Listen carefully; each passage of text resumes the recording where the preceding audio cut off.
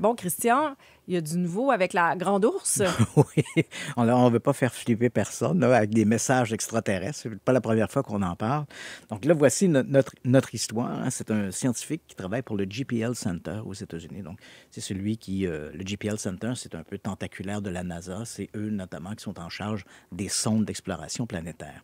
Donc, on a ce scientifique qui s'appelle Richard Stanton. Et son travail, notamment, était d'observer un groupe d'étoiles. On parle de 1300 étoiles pour voir les variations lumineuses. C'est une des techniques qu'on utilise pour détecter des exoplanètes. On comprend, par exemple, que lorsque la planète passe devant le Sol, son étoile, la luminosité de l'étoile est légèrement diminuée à cause de cette présence-là qui fait écran. Et à partir de là, on peut déterminer s'il y a des exoplanètes. Donc, son travail, c'est d'observer ces 1300 planètes. Et voilà que le 14 mai dernier, en observant une étoile, bon là, je l'ai écrit, là, c'est l'étoile HD 89389 qui se trouve à 102 années-lumière de la Terre. Comment ça se fait que tu n'as pas appris son nom par Ouais, cœur, c'est vrai, Christian? comment ça fait que j'ai oublié ça? Et c'est très sexy, hein, je le redis, HD 89389 dans la Grande Ourse, donc à 102 années-lumière. Là, il constate une variation très légère. Et ce qui l'a étonné, c'est en fait la mécanique du phénomène. Lorsqu'une planète va passer devant une étoile, il y a quand même un temps assez long où il y a cette diminution.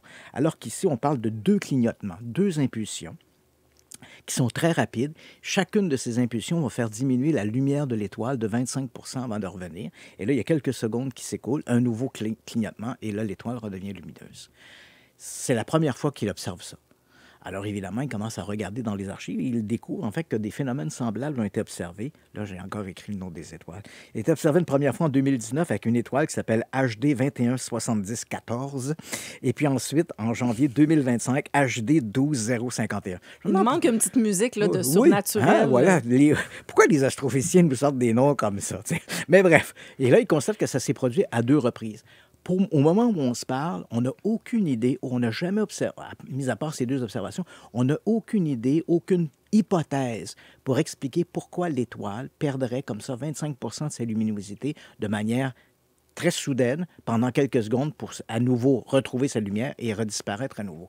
Donc, évidemment, la question qui est sur toutes les lèvres, quel est le phénomène astronomique qui pourrait produire ça?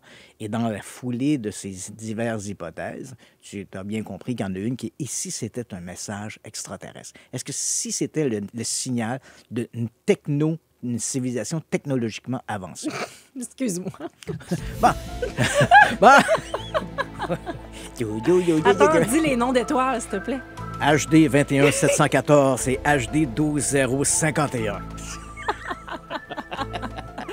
Mais bon, on dit que... Bon, est-ce que ça pourrait être un signe? Donc, on s'est tourné vers les gens du SETI. Le SETI, c'est le Search for Extraterrestrial Intelligence, une organisation tout à fait sérieuse d'astrophysiciens qui écoutent l'espace dans l'espoir de capter des signaux qui marqueraient la présence d'une civilisation technologiquement avancée. Donc, on s'est tourné vers eux pour savoir ce qu'ils en pensaient. Et les responsables ont regardé ça. Ils ont dit, on ne peut pas exclure l'idée qu'il s'agisse d'un signal radio extraterrestre. Mais la problématique ici, c'est que on a de la difficulté à comprendre le sens.